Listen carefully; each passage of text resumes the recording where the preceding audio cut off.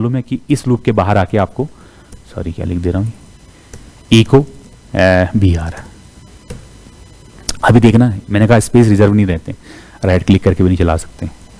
तो pattern dot PHP ऐसा आएगा ये सीधे आएंगे क्योंकि स्पेस रिजर्व रहे ही नहीं। अब इनको इधर को जब खिसकेंगे, जब कोई अक्षर होगा यहाँ पे, तो मैंने वहाँ पे क्या बोला था, ऐसे कुछ डाल दो ये अक्षर या डैश लगा दो, तो ऐसा आएगा। देखो 3 आए ना, ये 3 स्पेस मान लो, अभी ये 2 आ गए, ये 1 आ गए, ये देखो वैसे ही आए हैं। अब वो इस तरह इतना तिरछा क्यों है, ये तो मोटे हैं, सेम साइज के होंगे तो बराबर आएंगे, तो ऐसे बना सकते हैं कुछ भी।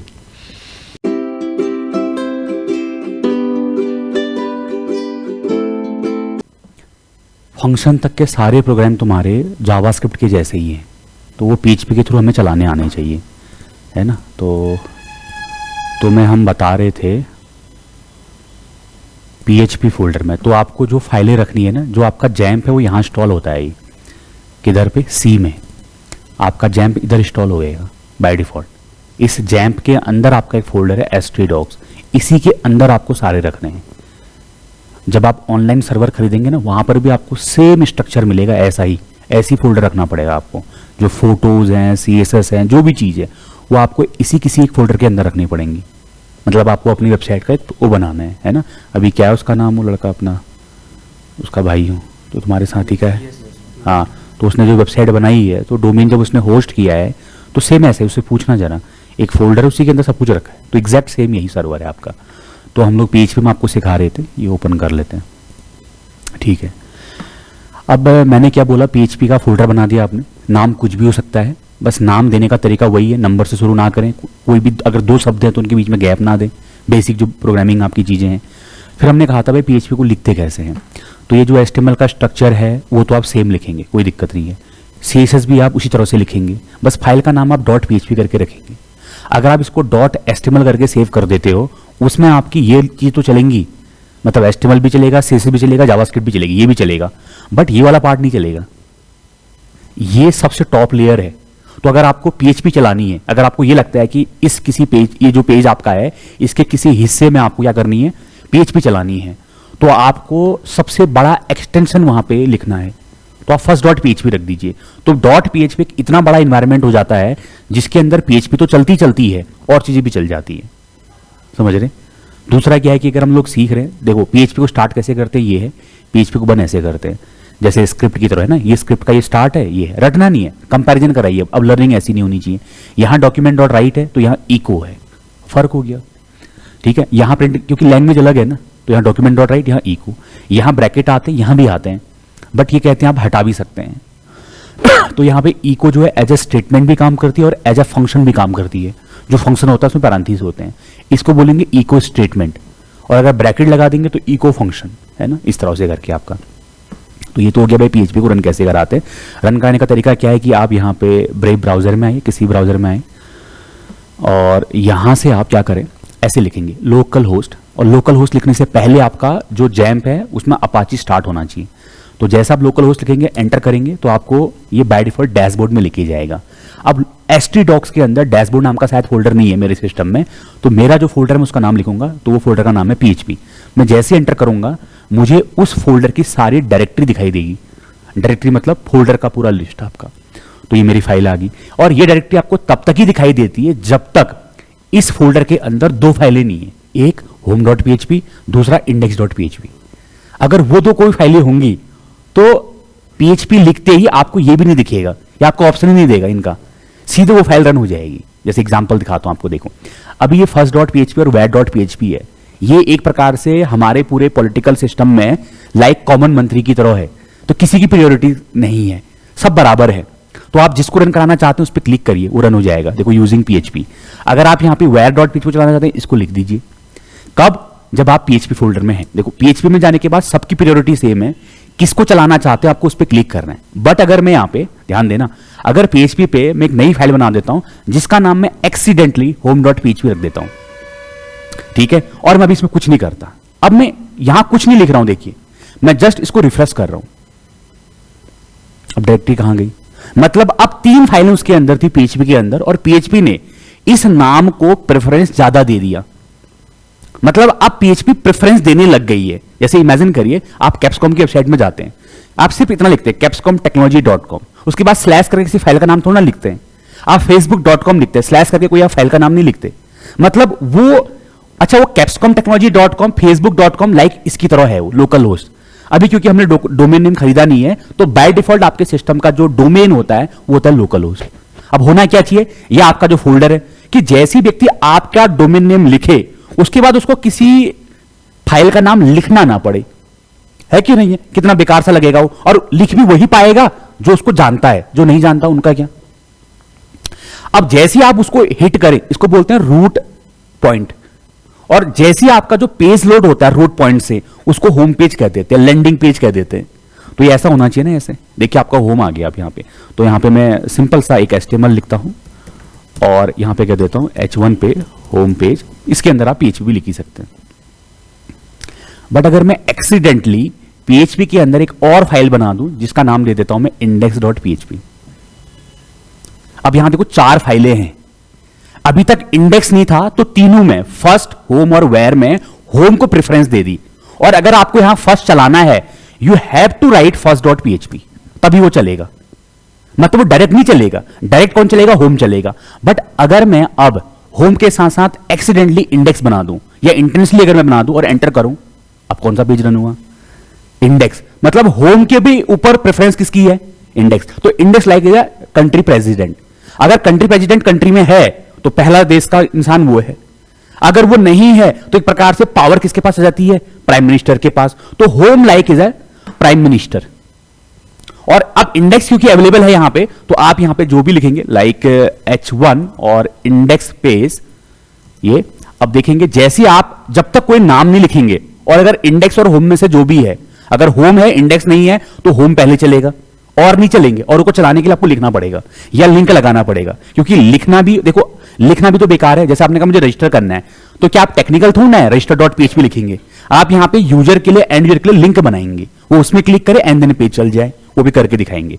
ठीक है, अब इमेजिन करिए मैंने इसको ऐसे ही रहने दिया, तो मेरा होम पेज लोड होना चाहिए ना, इंडेक्स पेज। तो ये दो नाम बड़े खतरनाक नाम है, होम और इंडेक्स। मतलब इनका PHP में कहीं ना कहीं एक पहले से ओहदा है, वैल्यू है, समझ रहे। तो ये आप थोड़ा सोच के बनाएंगे, अगर आपको ऐसा चाहिए तो बनाएं, नहीं चाहिए तो फिर आपको ऐसे नाम रखनी चाहिए कोई कॉमन। फिर आप कहोगे कि नहीं PHP के हिट होते मुझे डायरेक्टरी नहीं दिख रही है, तो डायरेक्टरी क्यों नहीं दिख रही है, क्या उसमें ये 2 पेज तो नहीं है, मतलब वो पेज चल रहे होंगे। आप कहोगे सर मैं डायरेक्टली PHP लिख रहा हूं, मुझे तो और फाइलों का वही दिख ही नहीं रहा है, मैं कैसे रन कर रहा हूं। अब वही कीजिए कि भाई पहले आपको मालूम होना चाहिए चल क्यों रहा है, फिर अगर आपको दूसरा चलाना है तो आपको लिखना पड़ेगा where.php। मैं तो कहोगे सर आप ऐसे कैसे लिखेंगे, तो बस वही चीज है कि आप इनका लिंक बनाएंगे। जैसा आप इंडेक्स पेज आपका होम पेज हो गया, आप लिंक बनाइए, देखिए गौर से देखना, ये देखिए लिंक बनाइए। मैं लिख रहा हूं UL LI और A, जैसा आप अभी तक लिखते आ रहे हैं, और A आपका, और A पे आप लिख दो जैसे इंडेक्स फॉर एग्जांपल, और इसका एड्रेस क्या होगा, सारे के सारे बगल में है index.php, और क्योंकि आपने इंडेक्स में लिखा है तो ऐसा आ जाएगा। ऐसे अगर आपको और पेज में जाना है तो उनका भी तो लिंक चाहिए होगा, तो क्या करेंगे, पूरा कॉपी करो, ये कॉपी किया, paste and paste and paste. आपकी जो फेसबुक है ना वो इसी लैंग्वेज से बनी है, तो उसको बड़े अच्छे से पढ़ें। और क्या है, फर्स्ट वेरिएबल, देखो ऐसे आपने प्रॉपर नाम दे दिए, तो यहां पे आपने लिखा फर्स्ट, यहां लिखा आपने where.php। सेव करें, चलाएं एंड रिफ्रेश करें। अब देखो कितना अच्छा हो गया। मुझे होम चलाना है, होम पेज, बैक, फर्स्ट चलाना है फर्स्ट, वेरिएबल चलाना है तो वेरिएबल।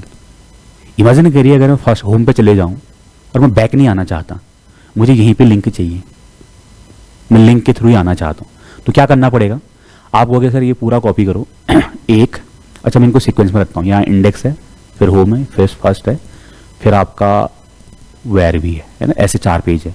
तो मैंने इंडेक्स में लिंक लगा दिया, मुझे सेम कहाँ चाहिए, होम पेज पे, तो आपने कहा ठीक है पेस्ट करो। अच्छा फर्स्ट पे भी चाहिए, तो यहाँ टॉप में मैं यहाँ पेस्ट कर देता हूँ, कुछ नहीं कर रहा, पेस्ट कर रहा हूँ क्योंकि मुझे सब जगह चाहिए, मैं बैक नहीं आना चाहता। अब यहाँ पर आपको अगर लिंक चाहिए तो सबसे पहले तो आप HTML, देखो PHP में इसके ऊपर भी लिख पाऊंगा, और यहाँ पे चाहिए, और यहाँ पे आप H1 पे लिख दो कि भाई ये एक वेरिएबल पेज है, सेव करें, चलाएं। अब आप कहीं भी जाएं, इंडेक्स, होम, फर्स्ट, वेरिएबल, ये देखिए लाइक वेबसाइट बन गई। एक अच्छा अनुभव आ रहा है, एक्सपीरियंस एंड यूजर को लेकिन प्रॉब्लम क्या है, कितनी फाइलें हैं, 4, लिंक कितने हैं, 4, टोटल लाइनें कितनी होंगी सर्वर में, 16। इमेजिन करिए 100 लाइनें हैं, 100 पेज हैं, और कल को 100 पेज होंगे तो लिंक भी कितने होंगे, 100 होंगे। अब 100 लिंक 100 पेज में आप कॉपी पेस्ट कर रहे हैं, 10,000 लाइनें। ये तो कोई बेटर कोड नहीं है, प्रोफेशनल कोड नहीं है। ये डेटा कैसा है, कॉमन डेटा है। अब ध्यान देना, बेस्ट प्रोग्रामिंग वो है जहां पर common data, common logic reuse हो रहा हो। तो ये रीयूज होना चाहिए। अब आप कहोगे ये कैसे करें, इसके लिए पीएचपी आपको एक बेनिफिट वो देती है, फंक्शन देती है। कैसे, वो कहती है कि भाई जो आपका कोड रीयूज होना है उसको हटाओ। वो है क्या, नेविगेशन है, नैव है, मेनू बार है, तो यहां लिखो nav.php और उसके अंदर पेस्ट कर दो एक जगह पे, ठीक है। लाइक CSS एक जगह पे अलग से एक्सटर्नल बना दिया तुमने, ये बना दिया तुमने उसी के लिए। अब इसको सेव कर दो, यहां से भी हटा दो, ठीक है, आराम से बिल्कुल इसको भी हटा दो एंड यहां से भी हटा दो। अब देखो आपने हटा दिया है तो मतलब कहीं पे है नहीं हो, जब आप पेज को चलाएंगे तो नहीं होगा। अब वो अलग से पेज में है nav.php में, वो मैंने अलग से इसलिए बनाया कि मुझे हर पेज में लिखना ना पड़े, बस मैं उस 4 लाइन को रीयूज कर लूं। आप कहोगे ये कैसे करें, द फर्स्ट फंक्शन इज, जो पहला आपका फंक्शन है वो है आपका PHP का इंक्लूड फंक्शन। ये PHP का फंक्शन है, ये और कहीं पे नहीं है ऐसा। इंक्लूड फंक्शन, डबल कॉमा के अंदर आपको उस फाइल का नाम देना है, इंक्लूड करवाना है nav.php। अच्छा, जो पिछली वाली प्रॉब्लम, उसमें एक और प्रॉब्लम क्या है, कल को मान लो आपने 4 के बाद 5वां पेज बनाया, एक और प्रॉब्लम है, 5वां पेज बनाया और उसका भी लिंक आपको हर मेनू बार में देना है, तो आपको हर पेज में जाके वो रीराइट करना पड़ेगा। अच्छा, कल को कोई पेज तुमने डिलीट कर दिया, हटाना है, तो अगर आपके पास 60-70 पेज हैं उनमें से उसको हटाना भी पड़ेगा, तो बहुत बड़ा मैनेज करना उसके लिए टफ हो जाएगा। तो देखो मैंने कहा अलग से पेज बनाओ और क्या कर दो, इंक्लूड। आ रही बात समझ में, इसको रिफ्रेश करिए, जहां पे आपने इंक्लूड किया होगा वहां पे आ जाएगा। आ गया, ये हो गया। अच्छा, अब इंक्लूड के साथ एक प्रॉब्लम है, कॉपी करना, एक इसी को पेस्ट कर दो, 2। अब ये इंक्लूड को आप जो फाइल को दे रहे हो, जो फाइल आप दे रहे हैं, इंक्लूड क्या कर रहा है, बिना सोचे समझे उठा रहा है, रख रहा है, बिना सोचे समझे। अब जैसे पहली लाइन ये चलेगी, ये क्या करेगा, नैव के डेटा को इधर लेके आ जाएगा। फिर दूसरी लाइन चलेगी, वो क्या करेगा, बिना ये देखे कि मैं जिसको ला रहा हूं वो ऑलरेडी है कि नहीं है। अगर मैं को सबको यहां पे मिठाई बांटिए तो आप कैसे बांटोगे, जिसको नहीं है उसको दोगे। अब जिसको ऑलरेडी दे दिया है, इमेजिन करिए आप एक्सीडेंट गलती से उसके सामने पहुंच गए एंड आपने देखा अरे आपको तो मिला है, देन आप मूव करते हैं नेक्स्ट की ओर को, ऐसी तो होता है। बट ये सेकंड इंक्लूड ऐसा नहीं करेगा। सेकंड इंक्लूड भी उसी फाइल को तो इंक्लूड करने जा रहा है एंड उसका कंटेंट ऑलरेडी पहले वाले इंक्लूड के द्वारा इंक्लूड हो चुका है, ये ऐसा नहीं करेगा। देखना क्या होगा, ये दोबारा ले आएगा। कभी आपको सर फिर ऐसा लगेगा क्यों, हम लगाएंगे क्यों, कभी एक्सीडेंटली हो जाता है। तब ये काम कैसे करता है आपको मालूम होना चाहिए। अब जरा यहां ध्यान देना, इनकी जगह पे क्या है, वंस, एक बार। तो ये अब आपने इंक्लूड से क्या बोला, जिस फाइल को तुम इंक्लूड करने जा रहे हो उसको एक ही बार इंक्लूड करना है। अब देखो सबसे पहली लाइन ये चलेगी, क्या जब ये इंक्लूड कर रहा होगा nav.php को, ये पहले देखेगा कि ये फाइल ऑलरेडी है कि नहीं है, है क्या, नहीं है, तो ये इंक्लूड कर देगा उसको। लेकिन जब सेकंड लाइन चलेगी, इसके लिए ऑलरेडी पहले वाले ने इंक्लूड कर चुका है और इसको चलाएगा, नहीं आएगा। तो आप कहोगे इंक्लूड और इंक्लूड वंस में से किसको यूज करें, इंक्लूड वंस को। फिर आपको इंक्लूड क्यों बनाया गया, पहले इंक्लूड बनाया गया, इंक्लूड की प्रॉब्लम हमारे सामने आई, तब ये फंक्शन बनाया गया इंक्लूड वंस, ऐसे करके। सही है। अच्छा, एक चीज और देखिए, अगर मैं यहां पे कोड लिखता हूं PHP ऐसे, echo this is another code, है ना, अनदर PHP कोड। अच्छा, इस लाइन का मैं ये हटा देता हूं, कमेंट करता हूं, इस लाइन का इससे कोई लेना देना है, वो तो नेविगेशन है, ये अलग से कोड चल रहा है हमारा। चलिए फिर चलाते हैं, ठीक है, दोनों आगे। गलती से कभी आपका पाथ गलत हो गया, आपने nav1 लिख दिया। अब जब इंक्लूड वंस nav1 को इंक्लूड कर रहा होगा तो उसको मिलना भी तो चाहिए पाथ, तो क्या मिलेगा, उस नाम का तो फाइल ही नहीं है, तो उसको नहीं मिलेगा। एरर आएगी, इंक्लूड वंस बोल रहा होगा fail to open stream, no such file और डायरेक्टरी। वो बोल रहा है इस नाम का कोई फाइल नहीं है, ना कोई डायरेक्टरी है। लेकिन जो मेरा this is another PHP code है उसको कोई फर्क ही नहीं पड़ा, मतलब फिर भी चला, जब आपको ऐसी रिक्वायरमेंट है कि आपके कोड इंडिपेंडेंट कोड हैं, कि इसके इंक्लूड होने ना होने पे रेस्ट वाले कोड को फर्क नहीं पड़ना चाहिए, तब आप इंक्लूड वंस लगाएंगे। लेकिन अगर आप ये चाहते हैं कि अगर ये इंक्लूड ना हो, अगर ये ना चले, कोई एरर आ जाए, तो ये भी नहीं चलना चाहिए, मेरा रेस्ट ऑफ पीएचपी कोड भी रुक जाना चाहिए, चलना ही नहीं चाहिए। आपको ऐसी जरूरत कब पड़ेगी? आगे हम लोग क्या करेंगे, फ्रंट एंड से बैक एंड पे डेटाबेस भेजेंगे, लेकिन डेटाबेस भेजने से पहले हम कनेक्ट करते हैं फ्रंट एंड को बैक एंड के साथ। जब तक कनेक्ट नहीं होगा हम डेटाबेस में डेटा नहीं भेज सकते। तो हम क्या करते हैं, वहां पे हम चेक करते हैं कनेक्ट हुआ कि नहीं हुआ। अगर कनेक्ट हुआ तो ही हम डेटा भेजेंगे या कोड चलाएंगे, अगर कनेक्ट नहीं हुआ हम रेस्ट ऑफ पीएचपी कोड भी बंद कर देंगे पूरा। तो ये है आपका, जैसे ये आपका देखो फेसबुक में ये बड़ा एग्जांपल है, जब तक आप लॉगिन ना करें क्या आप उसके पेज देख सकते हैं, मतलब पूरा रोक देते हैं। तो वैसे यहां पर भी है, देखो अभी लेकिन इंक्लूड वन से कोई फर्क पड़ नहीं रहा है। तो पहली बात, इंक्लूड करता क्या है? पहली बात क्या है, इंक्लूड किसी फाइल को इंक्लूड करता है। अगर आप ओनली इंक्लूड लिखेंगे तो वो उसी फाइल को मल्टीपल टाइम इंक्लूड कर देगा। उसकी जगह पे आया इंक्लूड वंस, आप इंक्लूड वंस को 10 बार लिखिए, वो क्या करेगा, जिस पेज को बार बार इंक्लूड करने की कोशिश कर रहा है उसको वो एक ही बार करेगा। दूसरा इसका एक बेनिफिट और क्या है कि अगर आप जिस फाइल को इंक्लूड कर रहे हैं वो अगर नहीं मिली, किसी वजह से वो डिलीट हो गई, आप फिर भी आप अपने पीएचपी कोड में उसको इंक्लूड करने में लगे हैं, तो आप क्या चाहते हैं कि रेस्ट ऑफ कोड चले, मतलब उसकी वजह से नीचे वाले में कोई फर्क ना पड़े, तब आप इंक्लूड यूज करिए। लेकिन जब आप ये चाहते हैं कि फाइल इंक्लूड भी हो एक ही बार, लेकिन रेस्ट ऑफ कोड ना चले, अगर वो फाइल नहीं मिली, तो देयर इज अनदर टूल, इसको मैं कमेंट कर देता हूं, there is another tool that is called require.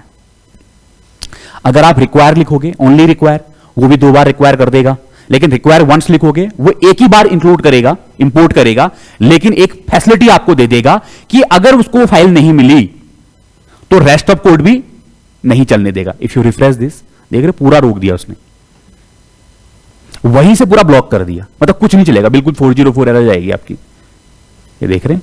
और अगर आपको फाइल मिलती है neo.php तो आपका रेस्ट ऑफ कोड भी चलेगा।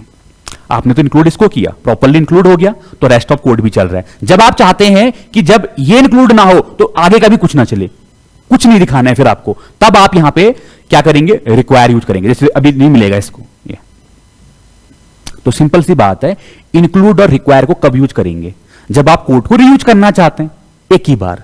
दूसरा, अगर आपको ऐसी फंक्शनलिटी चाहिए कि अगर जो मैं फाइल को इंक्लूड कर रहा हूं उसमें कोई एरर आ भी जाती है, रेस्ट ऑफ कोड चलना चाहिए, तब इंक्लूड यूज करिए। अगर आप चाहते हैं रेस्ट ऑफ कोड भी रुक जाना चाहिए तो रिक्वायर वंस यूज करिए, इस तरह से। ठीक है, ये तरीका आपका। हाँ,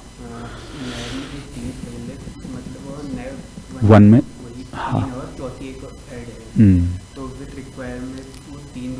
हाँ, नहीं वो फिर से फाइल को देखता है, वो फिर दोबारा ले आएगा, वो कोड को नहीं देखेगा, उसे भी फाइल को देख रहा है, इस फाइल का कंटेंट है कि नहीं है। तो अगर आप नए और नए वन बना रहे हैं, उनके अंदर कंटेंट सेम भी हो सकता है और अलग अलग भी हो सकता है, वो इसको देख रहा है, ये इनके नाम को, अंदर नहीं जा रहा है उसके अंदर, तो ये ऐसे काम करेगा। अगर आप रीयूज करना चाहते हैं तो, है ना, तो ये अभी बहुत जगह पे यूज होगा। बस अभी आप समझिए, जैसे पहला एक एग्जांपल मैंने दे दिया कि आप, अभी हमें जरूरत पड़ रही थी कि मेनू बार मेरा बार बार आ रहा था, फिर कहां कहां पड़ेगा अभी ये मत सोचिएगा, अभी जैसे जैसे काम बढ़ते जाएगा वो ऑप्शन आते जाएंगे, आपको अरे यहां भी यूज हो सकता है। मैंने क्या बोला, पहली लाइन बोली, आप रिक्वायर और इंक्लूड को वहां लगा सकते हैं जहां कोड डुप्लीकेट है, बार बार आ रहा है, सेम चीज अलग अलग फाइलों में आ रही है, तो उसको आप रीयूज करेंगे। अब ये जहां होगा वहां लगाइए। बहुत लोग क्या करते हैं, इसको भी एक अलग फाइल में बना देते हैं, मैं आपको 1000 बता, क्योंकि अभी अब उतना बर्डन आ जाएगा ना शरीर दिमाग पे। यहां देखिए, क्या ये इतना कोड हर पेज में नहीं आ रहा है हर पेज में है ये, यहां देखो, इधर देखो, इधर देखो, ये भी कर लो। जरूरी नहीं है कि इसके अंदर नॉर्मल कोई पीएचपी का कोड ही होना चाहिए, एचटीएमएल भी हो सकता है, जावास्क्रिप्ट भी हो सकती है, सीएसएस भी हो सकती है। अच्छा, ये कोड नहीं हो रहा है क्या, तो लोग क्या कहते हैं, इसको हेडर कह देते हैं, हेडर, इसको कहते हैं फूटर। अच्छा, यही जो अप्रोच है रीयूज होने की, ये यूज की जाती है फ्रेमवर्क में, और ये एक इनिशिएट है, कह सकते हैं शुरुआती दौर है, कह सकते हैं ऑब्जेक्ट ओरिएंटेड प्रोग्रामिंग का। ऑब्जेक्ट ओरिएंटेड प्रोग्रामिंग क्या है, एक बड़ा प्लेटफॉर्म होगा जहां पर जो पीछे का हमारा कोई सिस्टम है वही बार बार रीयूज हो रहा होगा। मतलब ऑब्जेक्ट ओरिएंटेड प्रोग्रामिंग के थ्रू वेबसाइट बनाने में, मोबाइल ऐप बनाने में क्या बेनिफिट होता है, कोड बहुत छोटा हो जाता है और जो कोड आप ऑलरेडी लिख चुके हो उसका आप बहुत बार इस्तेमाल कर सकते हो। ये नहीं कि आपको नेक्स्ट टाइम फिर यूज करना है, नेक्स्ट टाइम फिर यूज करना है, लाइक आपके घर में बर्तनों की तरह। अब ये नहीं कि आप हर रोज खाना बनाने के लिए नए बर्तन लेके आओगे, वो नहीं, वो तो बहुत एक्सपेंसिव हो जाएगा। क्योंकि रीयूज ना करने से क्या होता है, आपका कोड बढ़ेगा, कोड बढ़ेगा तो सर्वर तो आपका, कल मैंने परसों बताया मैंने कि 250 MB या 1 TB आपको पर मंथ के हिसाब से मिल रहा है। अब 250 MB खत्म होने लगेगा ना आपका, अगर आप लाइनों को रीयूज नहीं कर रहे हैं, सेम लाइन ऑफ कॉपी फिर आप पेस्ट कर रहे हैं, फिर पेस्ट कर रहे हैं, तो आपका तो सर्वर खत्म हो जाएगा, तो आपको उतनी पेमेंट देनी पड़ेगी। तब लोग सोचते हैं यार सर्वर के ऊपर ज्यादा स्टोरेज भी ना हो और जो मेरा कंटेंट है देखना है कि क्या चीज रिपीट हो रही है, लोग इन चीजों को कंट्रोल करते हैं ये इस तरह से।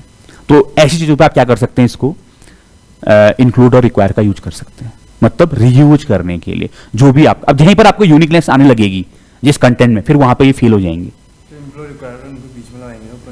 नहीं ऐसा कहीं भी जैसे हेडर के लिए हेडर हाँ, वो तो फिर वो सीक्वेंस ही रहेगा। इमेजिन करिए आपने इसकी अलग फाइल बना दी हेडर करके, इसकी अलग फाइल बना दी फूटर करके, अब आप इंक्लूड करेंगे जो फाइल आप जिसमें इंक्लूड करेंगे, जैसे मान लो ये पहले आ गए तो पहले लाइन में खड़े होंगे, कौन पहले आ गया, कौन पहले लिख दिया, उसके ऊपर निर्भर है। अगर आप फिर हेडर को इंक्लूड करेंगे तो यही इंक्लूड करेंगे, क्योंकि पहली लाइन चलने वाली वो है, एक्चुअली वो भी तो कोड ही है, तो पहले वो चलेगा, देन फिर ये चलेगा, देन फिर ये फूटर। यही आपका थोड़ा क्या है, लॉजिकल माइंड। तो ऐसे सोचना अच्छी बात है ना, सोचिए ऐसा। तो ये आ गया आपका, सही है। तो आगे आप ये यूज करेंगे, ऐसे लिंक के थ्रू फाइलों को चलाइए। आगे क्या है भाई, वेरिएबल कैसे बनाते हैं वो मैंने आपको बता ही दिया। यहां से ये है आपका वेरिएबल का नाम लेना है, उसके आगे क्या लगाना है, डॉलर, उसको वैल्यू देनी है, उसको प्रिंट कर देना है। ऐसे नॉर्मल भी प्रिंट कर सकते हैं, कॉन्केट भी कर सकते हैं, मतलब आपको ऐसे मैसेज देना है वैल्यू ऑफ एक्स, फिर यहां जावास्क्रिप्ट में प्लस होता था, यहां डॉट है, पीरियड साइन कहते हैं इसे। दूसरा, अगर आप चाहते हैं कि भाई मैं डॉट यहां ना लिखूं, कंफ्यूजन हो रहा है, आप डबल कॉमा के अंदर डायरेक्ट भी लिख सकते हैं, लाइक अ बैकटिक। बैकटिक ये कहता था आपको, इसी वाली लाइन को ऐसे लिखवाता था आपसे, ये आपसे ऐसे लिखवाता था, यहां ऐसे लिखते थे आप, जो भी आपका वेरिएबल था उसको आप ऐसे लिखते थे। इन्होंने कहा ये भी हटाओ, ये भी हटाओ, और बैकटिक तो इसमें लिखना ही नहीं है क्योंकि वो जावास्क्रिप्ट का पार्ट है, इसमें बैकटिक नहीं होता। एंड ई को वैल्यू ऑफ एक्स, ये पर ध्यान देना है कि वेरिएबल को जब आप कोट्स के अंदर रखेंगे, तो बाहर वाले जो कोट है वो डबल कोट होने चाहिए, सिंगल कोट नहीं। सिंगल कोट लिखोगे तो फिर ये तरीका काम नहीं करता। सिंगल कोट में देखो, सिंगल कोट लिखा है ना मैंने, ये देन आपको बाहर यूज करना पड़ेगा ये वेरिएबल को बनाने का तरीका। फिर क्या ऑपरेटर है आपके सारे, है ना, प्लस माइनस। तो देखो यहां पर आपने ऑपरेटर आपके सही सारे के सारे वही हैं, अरिथमेटिक है ना, उसमें क्या है, प्लस है, माइनस है, मल्टीप्लाई है, स्लैश है और मॉडुलस है। रिलेशनल वही है, ये सारे प्रोग्राम करिएगा, less than equal to, greater than equal to, not equal to. Logical भी वही है, एंड है और नॉट है, ठीक है। लूप भी वही है, फॉर है, व्हाइल है और डू व्हाइल है। अच्छा, उससे पहले आपकी स्टेटमेंट्स आती हैं, वो भी सेम है सबकी सब, ठीक है। इफ है, इफ एल्स है, ये क्योंकि हमें पढ़ने ही नहीं, हमें तो डेवलपमेंट करना है ना, तो इसीलिए मैं कह रहा हूं कि आप इसको घर में करेंगे, सब बता भी रखा है। उसके बाद स्विच स्टेटमेंट आपकी है, या आपका जो कंडीशनल ऑपरेटर है वो आपका है। तो मैं एग्जांपल देता हूं, जैसे मुझे ये चेक करना है कि नंबर इवन है कि ऑड है ना, एग्जांपल फिर ही बता देते हैं आपको। तो उसके लिए आप ए लिख दो, even.php शुरू करो, एक नंबर ले लो ऐसे, ठीक है। उसमें आपको डायरेक्ट वैल्यू, अभी आप यूजर से नहीं ले सकते, यहां यूजर से डेटा लेने का तरीका ओनली फॉर्म है। फॉर्म से डेटा कैसे गेट करते हैं वो आगे पढ़ोगे, अभी सीधे दो ऐसे लगाओ स्टेटमेंट, इफ $n, जहां जहां आप वेरिएबल यूज हुए वहां डॉलर यूज करना है। अब नंबर इवन कब होता है, जब उसको मॉडुलस करते हो 2 से और कितना आ जाए, 0। बस यहां डॉक्यूमेंट डॉट राइट में इको है इवन, और एल्स में इको में ऑड। प्रोग्राम सारे के सारे सेम है, यहां पे लिखो इवन डॉट पीएचपी, मतलब सिंटेक्स सेम है, नंबर क्योंकि 23 था, है ना। अब इसी में आपको मान लो जो है पास फेल निकालना है, तो उसको आप बोल देते हैं रिजल्ट डॉट पीएचपी। अब पास फेल निकालने के लिए कि व्यक्ति पास है कि पास, फिजिक्स के नंबर होने चाहिए, केमिस्ट्री के नंबर होने चाहिए और मैथ के नंबर होने चाहिए। अभी मैं 3 ही सब्जेक्ट ले रहा हूं। आप कल को जो है 5 ले लीजिए। अब कब पास होता है व्यक्ति? जब फिजिक्स में marks greater than equal to 33 हुए एंड केमिस्ट्री में marks greater than equal to 33 हुए। उस टाइम मैं कहता हूँ ना लिखना चाहिए करके, वो लिखने की आदत काम ही आती है जिन्होंने नहीं किया है। तो ई को पास एल्स ई को फेल, मतलब यहां पे मैंने ये सिखा दिया आपको इफ एल्स के साथ एंड कैसे लगाते हैं। सेम सिंटेक्स है, बस फर्क क्या होगा, यहां स्क्रिप्ट लिखा होगा, यहां where P where C where M होगा, बस ये डॉलर नहीं होगा, बकाया सिंटेक्स भी सेम होगा। इको की जगह पे डॉक्यूमेंट डॉट राइट पास, डॉक्यूमेंट डॉट राइट फेल। तो यहां लिखिए रिजल्ट डॉट पीएचपी, ये हो गया तुम्हारा ऐसे। यहीं पर आप स्विच लगा सकते हैं। तो मान लो यहां पे मैं लैंग्वेज के लिए कहता हूं LENG.php, तो मैंने कहा व्यक्ति से भाई अपनी जो है ना लैंग्वेज चूज करिए, LENG इक्वल टू, उसने मान लो 1 चूज किया। मैंने कहा ऐसे कि 1 चूज करिए हिंदी के लिए, 2 चूज करिए इंग्लिश के लिए। ये मैंने सारे प्रोग्राम भी वहां लिखे हैं असाइनमेंट पे। मान लो उसने 1 चूज किया, लेकिन ये प्रोग्राम बनाना है आपको स्विच के थ्रू कि अगर उसने 1 चूज किया तो हिंदी डिस्प्ले होना चाहिए, 2 चूज किया तो इंग्लिश चूज वो प्रिंट होना चाहिए। तो लगाओ यहाँ पे स्विच, लिखो $lang। अब यहाँ पे केस 1, अगर लैंग की वैल्यू 1 से मैच हुई, अभी लैंग की वैल्यू कितनी है 1, तो 1 1 से मैच होगा। तो अगर ये मैच होता है तो लिख दो यहाँ पे क्या, हिंदी, और लगा दो क्या, ब्रेक। सेम सिंटेक्स है। केस 2, अगर मान लो लैंग की वैल्यू 2 हुई तो इको इंग्लिश और ब्रेक। अगर नहीं मैच हुआ डिफॉल्ट, इको आपने कहा इनवैलिड चॉइस, ठीक है। ये कितना तो आप ऐसे गेस कर करके लगा सकते हो। ब्रेक इज ऑप्शनल, क्योंकि अगर आप नहीं भी लगाओगे तो भी आप इससे बाहर ही आने हैं ऐसे। अब पेज का नाम लैंग है, फटाफट एक फ्लो होना चाहिए lang.php। तो अभी बोल रहा है कि भाई सिंटेक्स गलत हो रहा है, क्यों गलत हो रहा है वो देखिए। केस 1 ब्रेक स्विच, ब्रैकेट लगा दिया आपने, एक ही केस दे रखा है, इससे करना है है एक ही केस दे रखा है, लैंग 1 करके इंग्लिश। नहीं, कहीं और कुछ गड़बड़ आ रही है। ये आपकी 12वीं लाइन पे, 12वीं लाइन मतलब यहाँ पे, अच्छा ये मैं मिस कर गया सेमीकोलन, तो ये आ गया अपना हिंदी 1। अब कल को आपने 2 कर दिया तो ये इंग्लिश करके, है ना, वो लाइन को जरूर पढ़ लेना। तो ये स्विच भी आ गया आपका। अब लूप चलाना है, मान लो तुम्हें फॉर वाला, मैं फॉर करके लिख रहा हूँ for.php। अब PHP लिखे, पहले सीधे ऐसे सीखिए ऐसे। अब 1 से 10 तक नंबर प्रिंट करिए, फॉर लगाइए, $n इक्वल टू 1, सेम है, $n less than equal to 10, $n plus plus, क्या है आपको सब मालूम है, इको $n और साथ में क्या लगा दो HR। यहां लिखो for.php, कुछ है क्या, कुछ भी नहीं है। अच्छा वहीं पे मैं while का बता देता हूँ, while.php।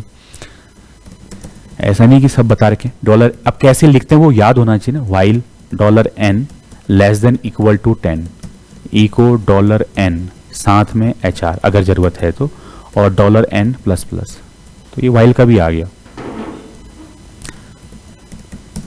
ये अगर आप कल को ये चेक करना चाहते हैं या ये निकालना चाहते हैं किसी नंबर में कितने डिजिट हैं, देखो अगर ये कॉन्सेप्ट तुम्हें आते हैं, छाप सकते हो छोटे मोटे प्रोग्राम, और ये आपको करने भी नहीं होते digit.php, लेकिन फैमिलियर आप हो प्रोग्रामिंग से, क्योंकि यही कॉन्सेप्ट आपके आगे प्रोजेक्ट बनाने में यूज होंगे। हमें तो सीखना है भाई डेटाबेस से कनेक्टिविटी कैसे करते हैं, फॉर्म हैंडलिंग कैसे करते हैं, एंड सो ऑन, ऐसी चीजें, है ना। तो अब क्या करना है, देखो मेरे पास एक नंबर होना चाहिए, नंबर है हमारा 563, इसमें से डिजिट निकालने हैं, कैसे निकलेंगे, पहले 3 निकलना चाहिए, फिर 6 निकलना चाहिए, फिर 5 निकलना चाहिए। सिंगल डिजिट कैसे निकलता है, मॉडुलस कर दो, और कब तक निकालना, जब तक नंबर 0 ना हो जाए। तो ये देखो while $n ग्रेटर देन 0, जब तक नंबर 0 से बड़ा है, जब तक नंबर 0 से बड़ा है क्या करना है, R निकालना है, रिमाइंडर कैसे, $n मॉडुलस 10, ये कोई रटा नहीं होना चाहिए। इसको प्रिंट कर दो, आपने कहा $r, साथ में आपने लगाया BR। अब आपको मालूम है जैसे 3 निकल जाएगा फिर 56 भी निकलना चाहिए, फिर 56 रहना चाहिए। अब वो कैसे आता है, वो आता है $n equal to $n divide by 10। अब ध्यान देना ये डेसिमल आपको देगा, ठीक है। मैं एक अलग से बनाता हूँ यहाँ पे, इंट करके लिख देता हूँ, int.php। अगर आप देखो, मैं उसको समझाने के लिए पहले अगर मैं ऐसा लिख देता हूँ यहाँ पे $x equal to 10 divide by 3 और इको कर देता हूँ $x, मतलब देखते हैं कि स्लैश क्या दे रहा है, क्या वो प्योर इंटीजर दे रहा है। लेट्स सी int.php, देखो डेसिमल वैल्यू दे रहा है। अब डेसिमल में से इंटीजर कैसे बाहर निकालें, वहां था %, अगर याद रहे तो यहां पर आप क्या करेंगे, देखिए या ऊपर ही कर लो या यहाँ पे भी कर सकते हैं आप। इंट वैल करके एक फंक्शन आता है, ये क्या करता है, जो भी आपकी वैल्यू है उसको इंटीजर में कन्वर्ट कर देता है, या उसमें से इंटीजर पार्ट ही निकालता है। इंट वैल आपको उसके लिए क्या होगा, फ्लोट वैल डेसिमल के लिए, अगर इंटीजर को डेसिमल में कन्वर्ट करना है, कंट्रोल आर करेंगे ये 3। अब ऐसी जब आप क्योंकि आप स्लैश लगा रहे हैं, क्या ये स्लैश यहाँ पे नहीं आ रहा होगा, और स्लैश जब आता है तो अभी आप देखेंगे ना इसका आउटपुट ही कुछ और आ रहा होगा। तो अगर मैं इसको चलाऊं यहाँ पे कैसा आउटपुट आ रहा है वो देख देते हैं। dosit.php, ये देखो अभी क्यों आ रहा है, क्योंकि वो कभी एंड ही नहीं हो रहा है, ये सारा आपका 0 में भी काम चल रहा है। अब क्या होना चाहिए इसमें से, ये भी 563 को 10 से भागा दे रहा होगा ना, 10 से, तो ये आंसर पहले कितना आ रहा होगा, 56.3 आ रहा होगा। मुझे खाली 56 चाहिए, तो क्या करेंगे, इसमें भी इंटरवैल लगाएंगे। ये वहां पर % लगा दो, प्रोग्राम को देखना आप, एग्जैक्ट सेम होगा आपका, ये 3 6 5।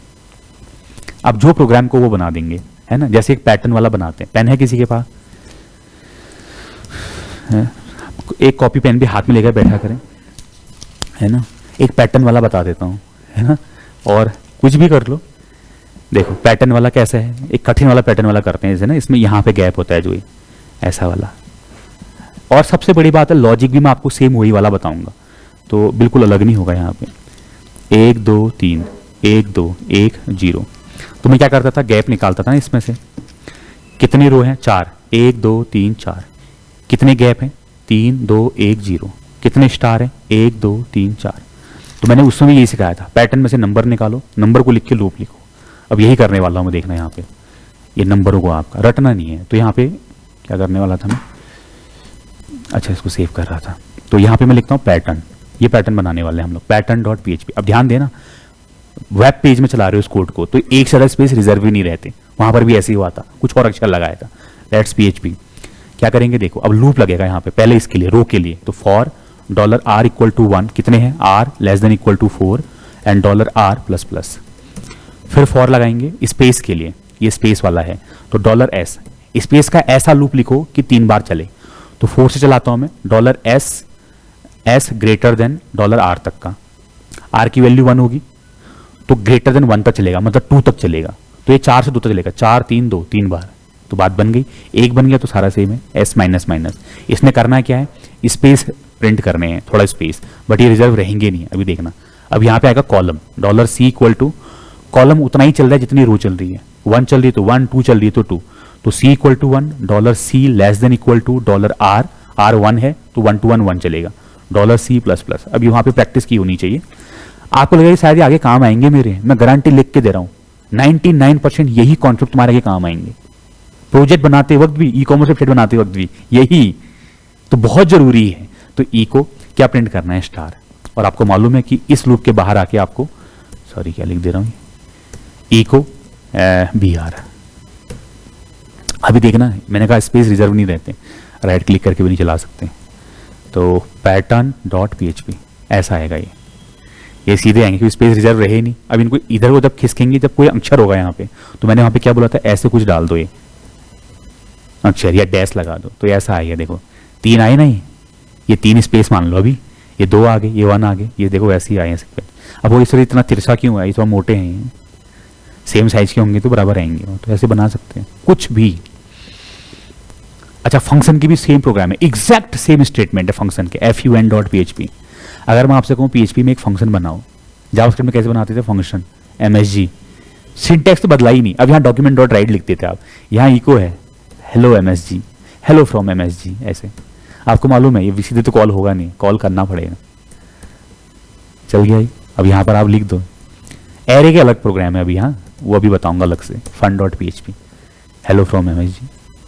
ये बन गया नॉन पैरामीटराइज फंक्शन, पैरामीटर नहीं दिए। अब मैं एक और फंक्शन बनाता हूं यहाँ पे जो 2 नंबरों को जोड़ेगा। मैंने कहा सम, किस किस को जोड़ना है, ए और बी को, वो मैं दूंगा इसको। ये क्या करेगा, मुझे उसको जोड़ के दिखा देगा, $a ये बी। यहाँ पे मैं थोड़ा सा वो कर देता हूँ BR, और यहाँ पे मैं एक काम और करता हूँ, $c में इन दोनों को जोड़ के रख देता हूँ। ये सब कुछ आना चाहिए, ये कॉन्सेप्ट क्लियर होने चाहिए। $c नहीं है तो पूछना, ऐसा नहीं कि बताएंगे नहीं। अब आपने देखो 2 फंक्शन बनाए, कॉल सिर्फ MSG को किया तो कॉल नहीं होगा, आपको कॉल करना पड़ेगा, है ना, ये है। लेकिन बस वही है कि थोड़ा स्लो हो जाएगा आपका, है ना, कोर्स जो है। और क्या होता है ये सम 30। अब ये सिर्फ कैलकुलेट करके अपना ही यूज कर रहा है, रिटर्न नहीं कर रहा है। अब मैंने कहा एक और फंक्शन बनाओ जो क्या करेगा, मुझे स्क्वायर रूट देगा, सॉरी स्क्वायर देगा। तो मैंने कहा भाई स्क्वायर करना, ये स्क्वायर वाला नहीं है, ज्योमेट्री वाला नहीं है, मतलब 2 की घात 2 करके देगा। मैंने इसको एक नंबर दिया, मैंने कहा ये मुझे देना, तो ये रिटर्न करेगा $n इंटू $n। मान लो मैंने 2 दिया, ये रिटर्न क्या करेगा, 2 गुणा 2 4। और आपको पता है कि ये फंक्शन भी तभी चलेगा जब इसको कॉल करेंगे आप, जो नंबर पास कराएंगे वो n में चले गया। 3 3 9 रिटर्न में आ भी गया, और रिटर्न में वहीं पे आता है, आपको मालूम है, जहां पे आपने कॉल किया है। तो यहां पे प्रिंट कर दो क्या, स्क्वायर वैल्यू इज $x। अब ये कैसा फंक्शन बन गया, इसको आप कोई भी नंबर दो, 30 दो, 30 का स्क्वायर 900, आप 21 दो, 21 का स्क्वायर। ये देखो, ये होते हैं प्रोग्रामिंग कॉन्सेप्ट। अगर आपके एक प्रोग्रामिंग में कॉन्सेप्ट अच्छे हैं, बस आपको लिखने का सिंटेक्स मालूम होना चाहिए। और मैंने बता दिया, क्या बता दिया, कि आपका जो ये है ऑपरेटर सेम है, रिलेशनल ऑपरेटर सेम है, लॉजिकल ऑपरेटर सेम है, स्टेटमेंट सेम है, लूप ये। जब मैं वहां पे पढ़ा था मैंने कहा सारे प्रोग्राम यहाँ पे करो, आगे ये नहीं करेंगे, तो वो आप घर में कर सकते हैं, पूछ सकते हैं, बट आने ही चाहिए इतने। अब हमें इसके क्या, इसका आगे का हिस्सा करना है ना, वो इंपॉर्टेंट ऐसे है ना। तो करो फिर इसको, और कहीं पे अगर पूछना है इसको, लेकिन बनाना सब है। अभी मैंने क्या, हाँ वो भी अलग स्पेशली बताऊंगा, वो पूरी तो लिस्ट है, मैथ फंक्शन है, स्ट्रिंग फंक्शन है, सारे वो भी आएंगे, वो तो स्पेशली आप उसके फिर सिंटैक्स क्या होंगे, लैंग्वेज में अलग होंगे, कुछ तो कॉमन होंगे लेकिन मैक्सिमम अलग होंगे। यहां में पढ़ना है मैथ फंक्शन PHP के, string function, session, cookies, form handling, सारी कुछ चीजें, तो ये चीजें पढ़नी है हमें, जो ऐसे वो बनते हैं। ठीक है, आ जाएगा फिर, तो बनाओ फिर इसको, है ना।